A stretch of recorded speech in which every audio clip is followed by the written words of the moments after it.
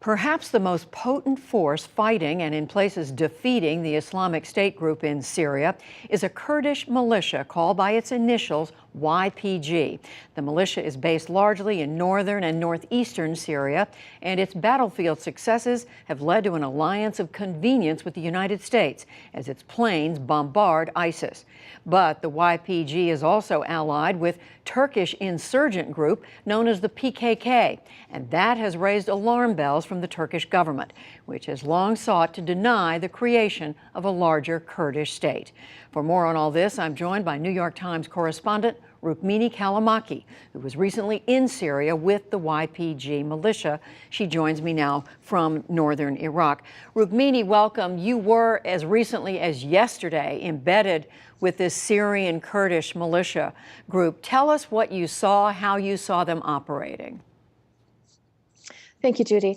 I spent almost 2 weeks with the YPG militia, and the first thing that strikes you when you enter northern Syria is just how much territory they now control. They've managed to seize an area that is 3 times the size of Lebanon in northern Syria, a third of that just in the last 3 months, and they are making impressive gains against the Islamic State.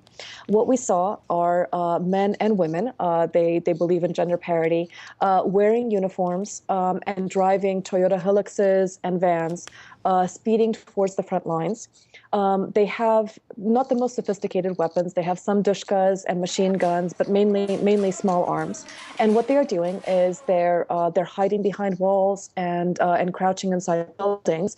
And mostly they are working hand in glove with the United States and the coalition's war room by locating on GPS on their GPSs the locations of ISIS fighters.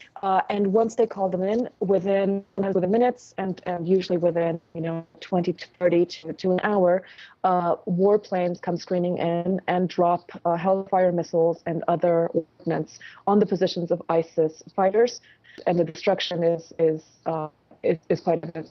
In essence, they're doing work that no one else is doing over there in coordinating with the U.S. and the allies. But the Turkish government, as we said, is concerned about what they're doing. Why? Explain the background there. It's a very puzzling situation. The Kurds have now taken an area that is directly underneath Turkey in northern Syria.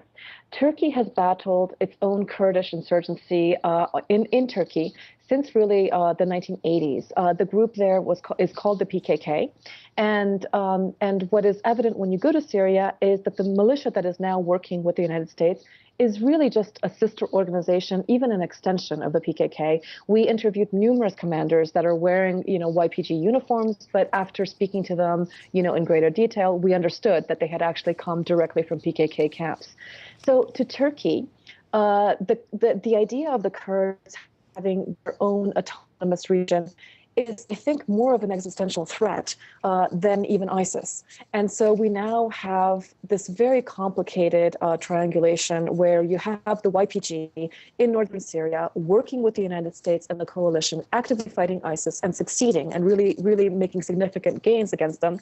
And at the same time, you have Turkey, which just opened fire on the PKK, their sister group, in Iraq and Turkey.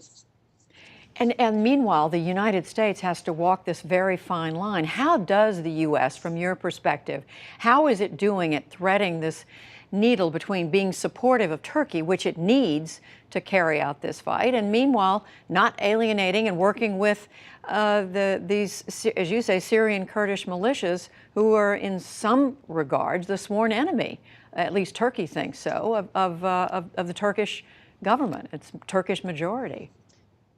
That's exactly what it is, Judy. And I mean, I can just give you the example of the trouble I went through to just try to get a statement from the United States. I went first to the State Department and later to the Pentagon. I kept on being batted between different spokespeople. And I just wanted them to answer the simple question: is it the case that the United States is taking GPS coordinates from the YPG militia in Syria and using those coordinates to strike ISIS targets? And after days and days, of effort, I finally got this kind of washed out response from the Pentagon spokesperson that said the United States is working with a number of actors in northern Syria, including Syrian Kurdish militia, etc.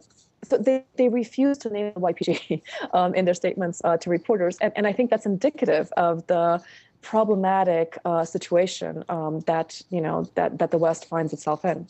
So as a reporter who's been on the ground there, how do these fighters, how do they observe the dilemma that the U.S. is in, and how worried are they about the Turkish government not only not supporting them, but coming after their compatriots? I think they're very confused. They see themselves as the natural ally of the United States in this fight. And in many ways, culturally, I think they are. The YPG adheres to Abdullah Öcalan's philosophy. And among the tenets of his philosophy is strict gender parity. So wherever I went, in all of their military offices, there was always a woman commander and a male commander. And in many of the instances, it was the female commander who had the more senior operational role. The battle in Hasaka, which is the most fierce battle that has been fought these last couple of weeks in the province of Hasaka, was led by a female commander.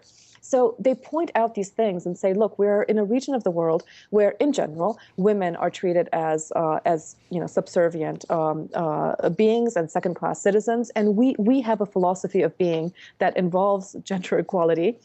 We are against terrorism. We're against the Islamic State.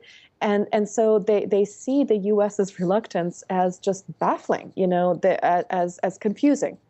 And at the same time, they are worried about these strikes that are being carried out on their sister organization.